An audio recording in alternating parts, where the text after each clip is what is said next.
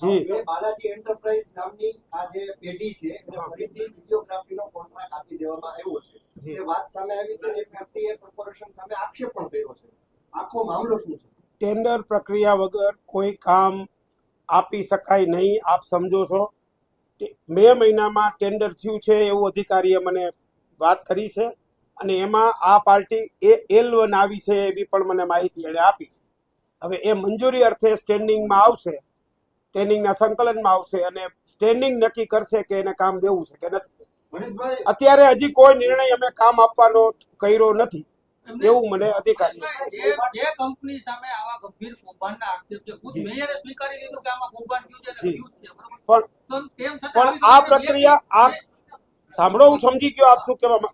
આ પ્રક્રિયા આ કૌભાંડ તમે જે ગણાવો છો એ થયું છે કાંઈ પણ એની પહેલા આ ટેન્ડર થયું હતું એ પહેલા એને ટેન્ડર ભર્યું છે એમાં 2 પાર્ટી આવી હતી એમાં આનો ભાવ ઓછો છે એટલે એ ટેન્ડર એને મળે એના માટે હજી સ્ટેન્ડિંગમાં આવશે અને સ્ટેન્ડિંગમાં મંજૂર કરશું અમે તો એને મળશે અને હજી એનું કહેવાનું એમ છે કે એનો ભાવ ઓછો છે ટેન્ડર ખુલ્લું એટલે એમાં ઓછો હોય ને મળે ને તમે તો સમજી શકો છો બે ટેન્ડર આવ્યા છે પણ હજી નથી દઈ દીધું આપણે જો મારી વાત સાંભળો હું સંકલનમાં વાત મૂકીશ અને આપણે હજી એને આપી નથી દીધું પણ L1 આવ્યું છે એ હકીકત છે 2 પાર્ટીએ ટેન્ડર ભર્યા હતા એમાં આનો L1 માં ઓછો ભાવ છે કોઈ ખોટું થવા નથી દેવાનું કોઈ ખોટું અરે ભાઈ જો આવી માહિતી મારી પાસે નથી હું એમાં તપાસ કરીશ આવી કોઈ વાત છે નહીં હું 100% કહું છું કે એમાં પાર્ટી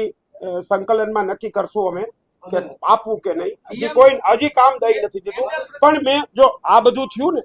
એ પેલા ટેન્ડર થયું છે આમ એ પેલા ટેન્ડર થયું છે અને એ ટેન્ડર થયા પછી આ L1 આવ્યા છે એ વાત તમને મળી છે કે ભાઈ L1 એ આવ્યા છે પણ હજી એમ નહીં પણ હજી સમિતિનો રિપોર્ટ નથી આવ્યો જે તપાસ ચાલુ છે હજી દેવું છે અને દઈ દેવાનો નિર્ણય નથી કર્યો એટલું તો સાંભળો મારી વાત ઋષિભાઈ દઈ દેવાનો નિર્ણય નથી થયો હજી યાર સંકલનમાં અમે એ નિયમ મુજબ થયું છે કે નહીં હું આપને જાણી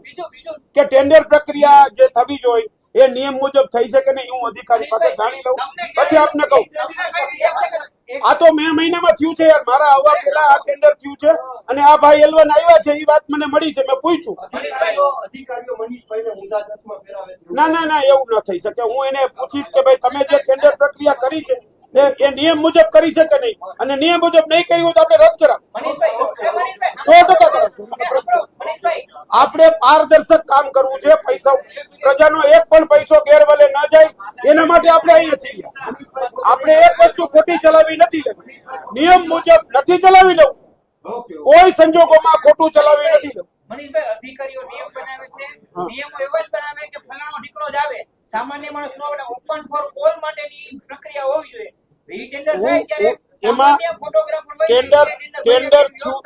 મારી વાત સાંભળો ટેન્ડર નિયમ મુજબ થયું છે કે નથી થયું એ હું તપાસ કરી અને વિગતો મગાવી પછી આપણે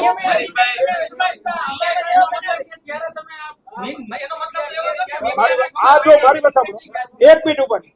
આ હજી એકવાર કહું છું મેં 2 વાર કીધું આ ત્રીજી વાર બોલું છું કે મે મહિનામાં મારા આવવા પહેલા આ ટેન્ડર થયું છે એ વખતે આ કંપની જે તમે નામ આપો છો આ એને ભરેલું હતું અને L1 આવ્યા છે એ મને માહિતી અધિકારીએ આપી છે એને કામ દઈ દીધું નથી હજી સ્ટેન્ડિંગમાં આવશે અને મારી વાત સાંભળો તમે એ સંકલન નક્કી કરશે અરે નહીં આપી મારી વાત સાંભળો પાર્ટી નક્કી કરશે L1 આવ્યો હોય તો શું કરશું L1 આવ્યું